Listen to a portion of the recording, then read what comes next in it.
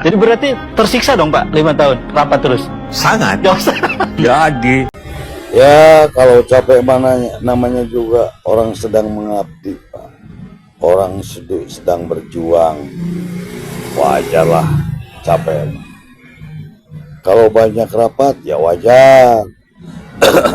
Karena memang perlu persiapan yang jauh lebih bagus daripada nanti hasil kerjanya justru malah menjadi masalah. Mending disibukkan dulu dengan rapat lah, dengan kerja lah. Wajar Pak capek mah.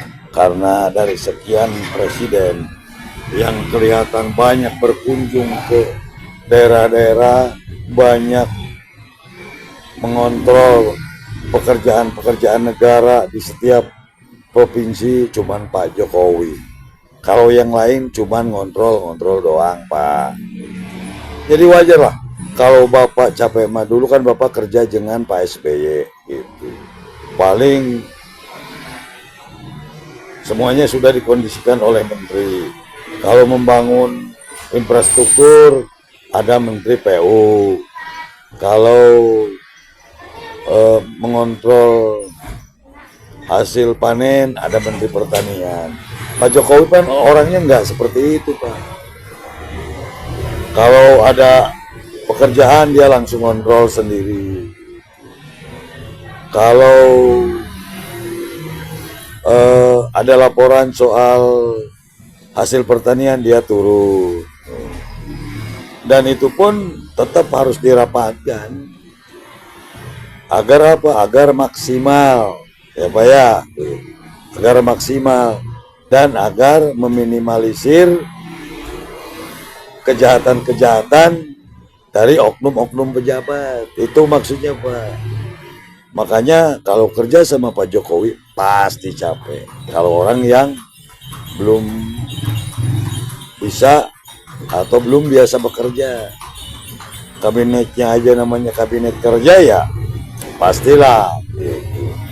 Tidak hanya duduk di kursi atau tidak hanya menandatangani, tidak hanya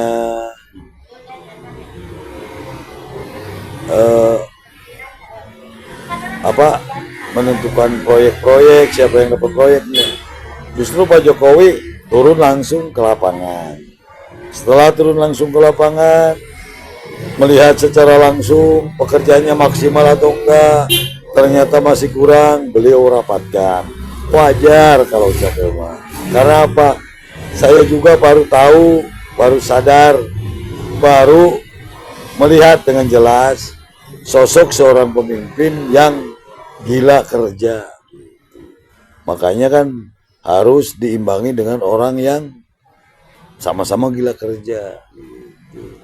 Kalau Bapak kan biasa dengan pernah waktu jadi Wapres SBY kan mungkin rapat tidak terlalu sering, ke lapangan tidak terlalu sering.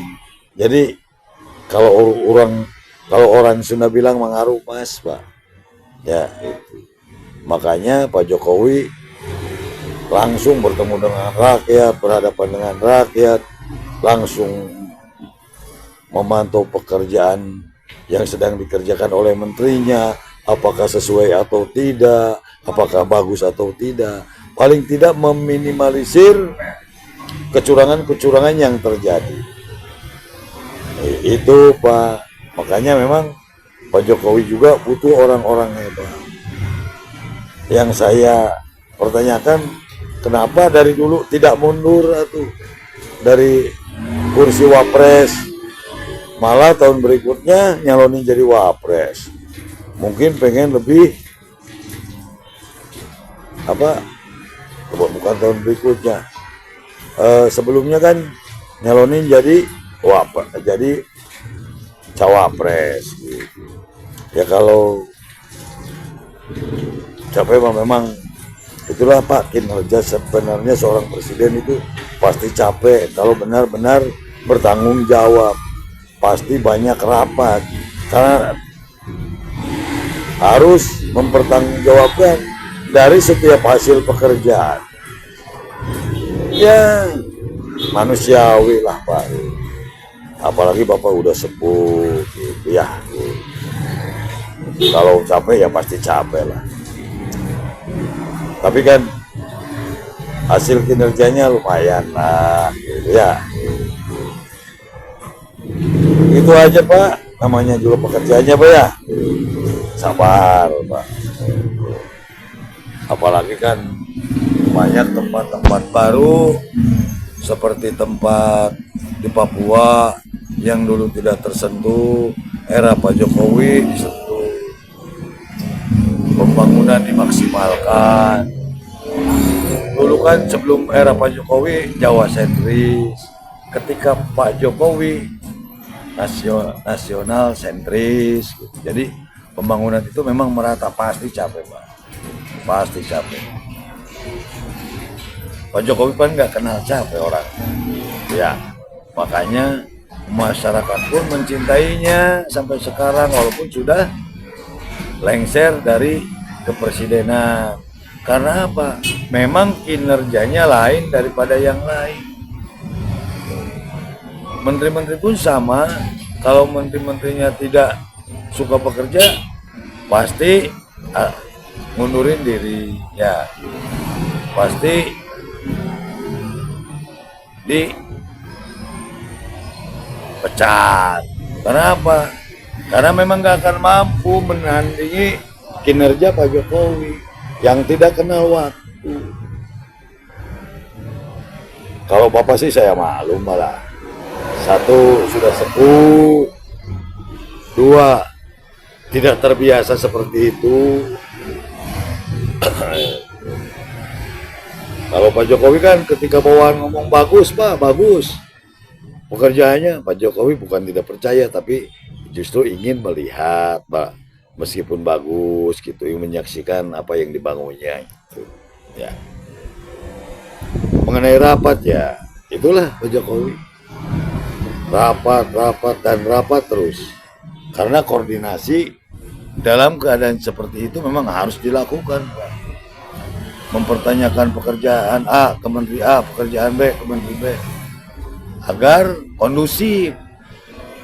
Walau memang masih ada kekurangan dikit-dikit lah. Tapi memang Pak Jokowi presiden yang luar biasa Pak. Presiden yang beda dengan presiden-presiden terdahulunya. Bukan berarti saya tidak menghargai kepada presiden-presiden dulu. Enggak. Cuman memang Pak Jokowi beda, lain daripada yang lain, Pak. Coba aja ke beberapa wilayah, pesan yang belum pernah didatangi presiden, Pak Jokowi datang, berkunjung. Itulah luar biasanya Pak Jokowi, Pak. Jadi akan terasa capek, akan terasa lelah bagi yang belum terbiasa. Ya, tapi ya mudah-mudahan kedepannya masih ketemu orang-orang seperti Pak Jokowi. Sekarang kan diteruskan oleh Pak Prabowo, Gibran. Pak Prabowo yang koordinasi, Gibran yang belusukan, yang kesana kemari seperti bapaknya dulu. Ya tapi jujur itu perlu sih, perlu asa agar tidak menerima laporan ABS asal Bapak senang. Ketika mendapat laporan bagus, turun kontrol. Apalagi kalau jelek, pasti dibongkar lagi, kerjakan ulang dari awal misalnya. Gitu. Tapi jujur, kami senang dengan Pak Jokowi, Pak. Kami bangga karena bagi kami presiden yang berani, walau tubuhnya kecil, kata orang pelangak-pelongo, tapi keberaniannya luar biasa. Keberaniannya luar biasa. Siapa yang berani menghentikan atau membubarkan FPI dan HTI terkecuali Pak Jokowi, itu luar biasa menurut saya. Sangat-sangat luar biasa. Dan saya bangga kepadanya. Sebagai orang Indonesia, saya bangga kepadanya. Luar biasa.